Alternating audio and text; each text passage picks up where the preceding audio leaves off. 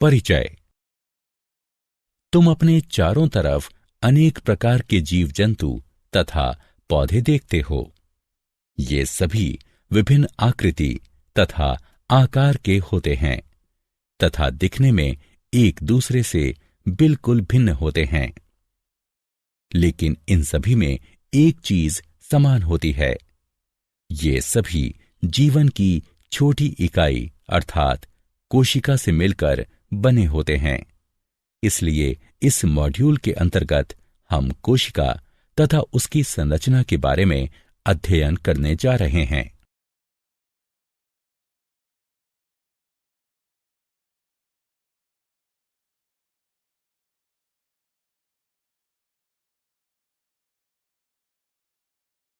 उद्देश्य।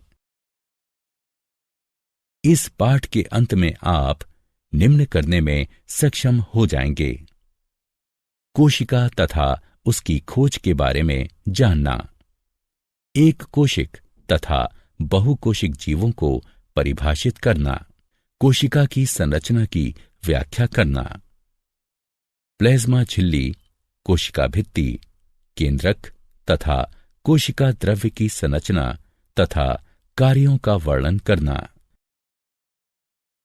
कोशिका का परिचय।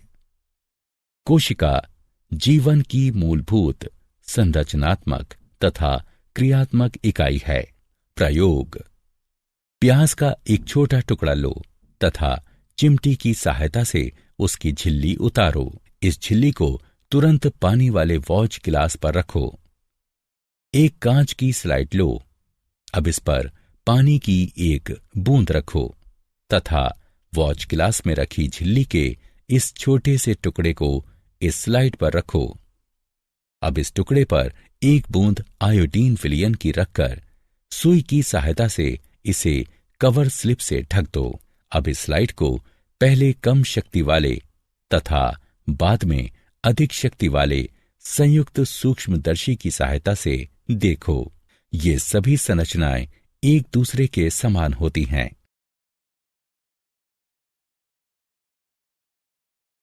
कोशिका की खोज। कोशिका की खोज सर्वप्रथम किसने की? कोशिका की खोज सर्वप्रथम रॉबर्ट हुक ने सन 1665 में की थी। उन्होंने प्राथमिक सूक्ष्मदर्शी की सहायता से कॉर्क की पतली गांठ का परीक्षण किया तथा पाया कि इनमें अनेक छोटे छोटे प्रकोष्ठ हैं, जिसकी संरचना मधुमक्खी के छत्ते जैसी प्रतीत होती है। रॉबर्ट हुक ने इन प्रकोष्ठों को कोशिका का नाम दिया। प्रथम जीवित कोशिका की खोज ल्यूवेनहक ने सन 1674 में की थी। उन्होंने उन्नत सूक्ष्मदर्शी की सहायता से तालाब के जल में इस कोशिका का अवलोकन किया।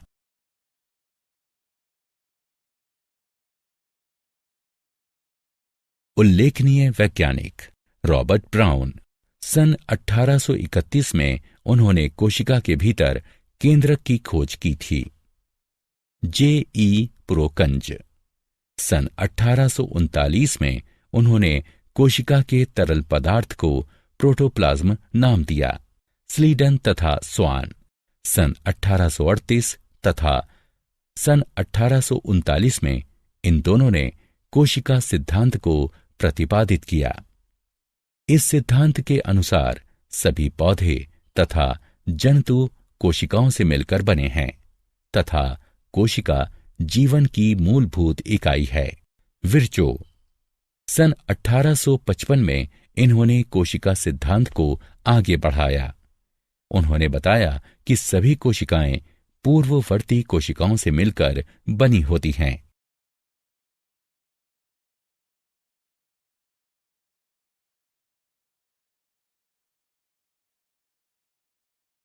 जीवों के प्रकार।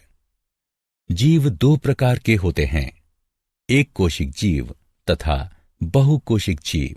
एक कोशिक जीव में एक कोशिका से पूरे शरीर का निर्माण होता है। उदाहरण: अमीबा, क्लेमिडोमोनास, पैरामीशियम तथा बैक्टीरिया।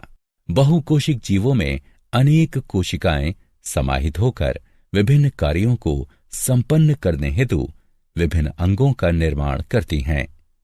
उदाहरण कुछ फंजाई यानी कवक, पौधे तथा जंतु। प्रत्येक जीवित कोशिका में कुछ मूलभूत कार्य करने की क्षमता होती है जो सभी सजीवों का गुण है।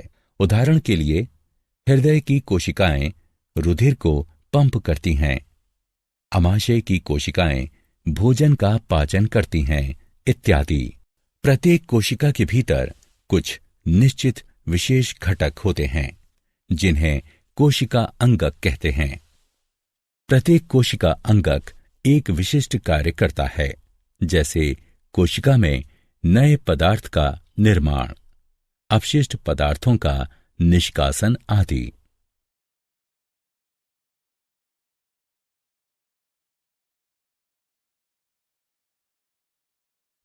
कोशिका झिल्ली तथा उसके कार्य।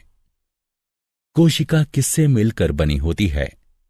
यदि हम कोशिका का अध्ययन सूक्ष्मदर्शी से करें तो हमें लगभग प्रत्येक कोशिकाओं में 3 गुण दिखाई देंगे: प्लाज्मा झिल्ली, केंद्रक तथा कोशिका द्रव्य। कोशिका के अंदर होने वाले समस्त क्रियाकलाप तथा उसकी बाह्य पर्यावरण से पारस्परिक क्रियाएं इन्हीं गुणों के कारण संभव है। प्लाज्मा झिल्ली यह कोशिका की सबसे बाहरी परत है जो कोशिका के घटकों को बाहरी पर्यावरण से अलग करती है। प्लाज्मा झिल्ली कुछ पदार्थों को अंदर तथा बाहर आने जाने देती है। यह अन्य पदार्थों की गति को भी रोकती है। कोशिका झिल्ली को इसलिए वर्णात्मक पारगम्य झिल्ली कहते हैं। विसरण कुछ पदार्थ जैसे कार्बन डाइऑक्साइड अथवा ऑक्सीजन कोशिका झिल्ली के आर पार विसरण प्रक्रिया द्वारा आ जा सकते हैं। यह एक स्वतः प्रक्रिया है जिसमें पदार्थों की गति उच्च सांद्रता से निम्न सांद्रता की ओर होती है।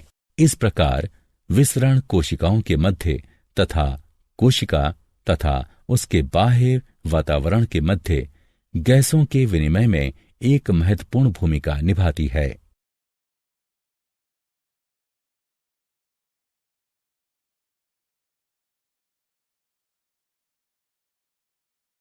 परासरण वर्णात्मक पारगम्य झिल्ली द्वारा जल के अणुओं की गति होने की प्रक्रिया को परासरण कहते हैं। इस प्रकार परासरण में जल के अणु वर्णात्मक पारगम्य झिल्ली द्वारा उच्च जल की सांद्रता से निम्न सांद्रता की ओर गति करते हैं। इस प्रक्रिया में विलयन 3 प्रकार का हो सकता है: अल्प परासरण दाबी विलयन, अति परासरण दाबी विलयन या समपरासारी विलयन। अल्प परासरण दाबी विलयन यदि कोशिका को तनु विलयन वाले माध्यम अर्थात जल में शक्कर अथवा नमक की मात्रा कम और जल की मात्रा ज्यादा है, इसमें रखा जाता है तो जल परासरण विधि द्वारा कोशिका के अंदर चला जाता है तथा कोशिका फूल जाती है। ऐसे विलयन को अल्प परासरण दाबी विलयन कहते हैं। अति परासरण दाबी विलयन यदि कोशिका के बाहर वाला विलयन अंदर के घोल से अधिक सांद्र है तो जल परासरण द्वारा कोशिका से बाहर आ जाता है तथा कोशिका सिकुड़ जाती है। ऐसे विलयन को अति परासरण दाबी विलयन कहते हैं। समपरासारी विलयन यदि माध्यम की सांद्रता ठीक कोशिका की सांद्रता के समान हो तो कोशिका झिल्ली से जल में कोई शुद्ध गति नहीं होती तथा कोशिका का आकार भी वही रहता है। ऐसे विलयन को समपरासारी विलयन कहते हैं।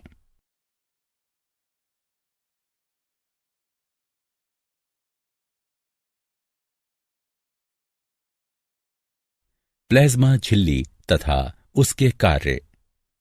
प्लाज्मा झिल्ली के कार्य परासरण द्वारा एक कोशिक स्वच्छ जलीय जीव तथा अनेक पौधों की कोशिकाएं जल ग्रहण करते हैं।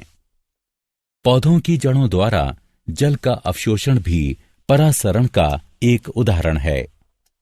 इस प्रकार विसरण कोशिका के जीवन में जल तथा गैसों के आदान प्रदान की प्रक्रिया में महत्वपूर्ण भूमिका निभाता है।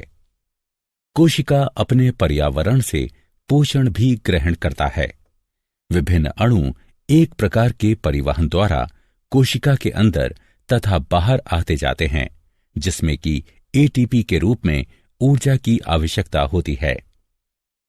प्लाज्मा झिल्ली लचीली होती है तथा कार्बनिक अणुओं जैसे लिपिड तथा प्रोटीन की बनी होती है।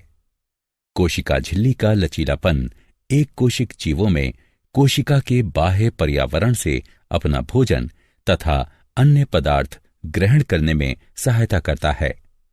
ऐसी प्रक्रिया को एंडोसाइटोसिस कहते हैं।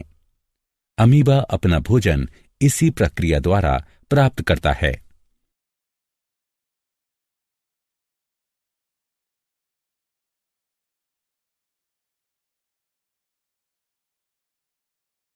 कोशिका भित्ति तथा उसके कार्य।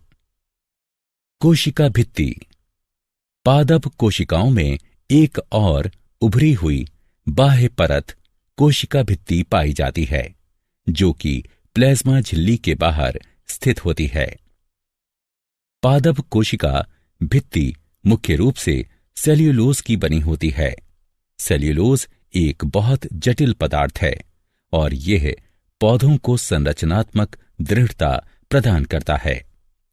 जब किसी पादप कोशिका में परासरण द्वारा पानी की हानि होती है तो कोशिका झिल्ली सहित आंतरिक पदार्थ संकुचित हो जाते हैं। इस घटना को जीव द्रव्य संकुचन कहते हैं। कोशिका भित्ति के कार्य। कोशिका भित्ति कोशिका को उभार तथा मजबूती प्रदान करती है तथा पौधे, कवक तथा बैक्टीरिया की कोशिकाओं को अपेक्षाकृत कम तनु विलयन यानी अल्प परासरण दाबी विलयन में उसके विरुद्ध दबाव बनाकर बिना फटे बनाए रखती है।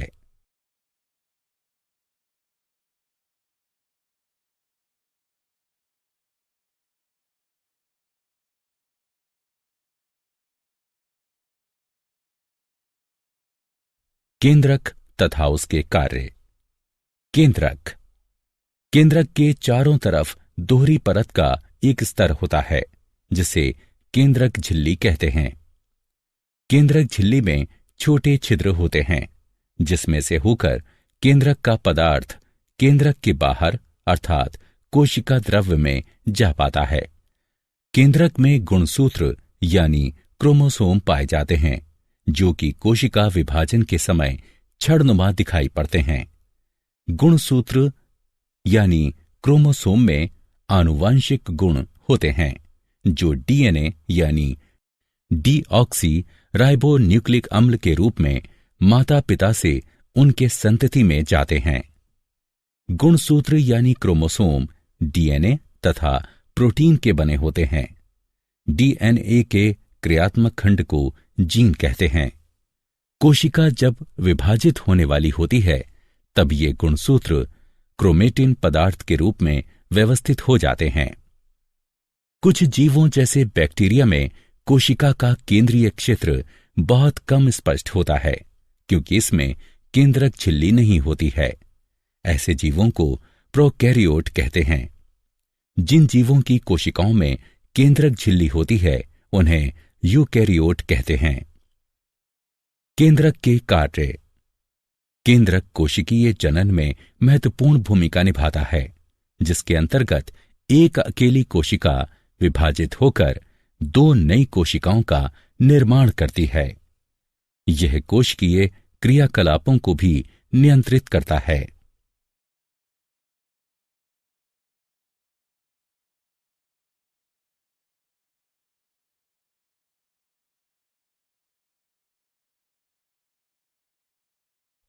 कोशिका द्रव्य तथा उसके कार्य।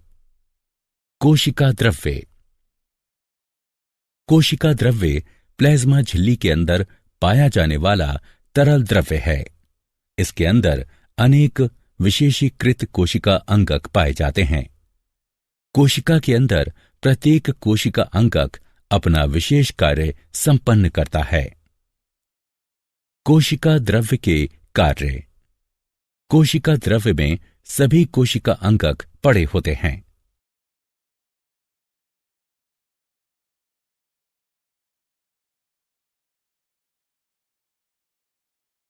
सारांश।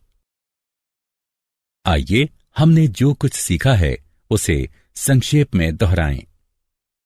कोशिका की खोज सर्वप्रथम रॉबर्ट हुक ने 1665 में की थी।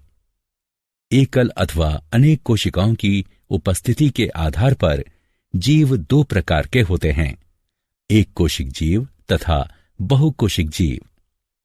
प्रत्येक कोशिका के भीतर कुछ निश्चित विशेष घटक होते हैं जिन्हें कोशिका अंगक कहते हैं, जो कि एक विशिष्ट कार्य करते हैं। प्लाज्मा झिल्ली कोशिका की सबसे बाहरी परत है जो कोशिका के घटकों को बाहरी पर्यावरण से अलग करती है। प्लाज्मा झिल्ली वर्णात्मक पारगम्य झिल्ली की भांति भी व्यवहार करती है, क्योंकि यह कुछ पदार्थों को अंदर तथा बाहर आने जाने देती है, जबकि अन्य पदार्थों की गति को रोकती है। वर्णात्मक पारगम्य झिल्ली द्वारा उच्च सांद्रता से निम्न सांद्रता की ओर जल की गति होने को विसरण कहते हैं। पादप कोशिकाओं में एक और उभरी हुई बाह्य परत कोशिका भित्ति पाई जाती है, जो कि प्लाज्मा झिल्ली के बाहर स्थित होती है। पादप कोशिका भित्ति मुख्य रूप से सेल्यूलोज की बनी होती है, जो कि कोशिका को मजबूती प्रदान करती है। केंद्रक एक गोल या अंडाकार बिंदु सदृश संरचना है, जो कि प्रत्येक कोशिका के केंद्र के आसपास पाया जाता है। यह कोशिकीय जनन में महत्वपूर्ण भूमिका निभाता है तथा कोशिकीय क्रियाकलापों को भी नियंत्रित करता है। कोशिका द्रव्य प्लाज्मा झिल्ली के अंदर पाया जाने वाला एक तरल द्रव्य है। इसके अंदर अनेक विशेषीकृत कोशिका अंगक पाए जाते हैं।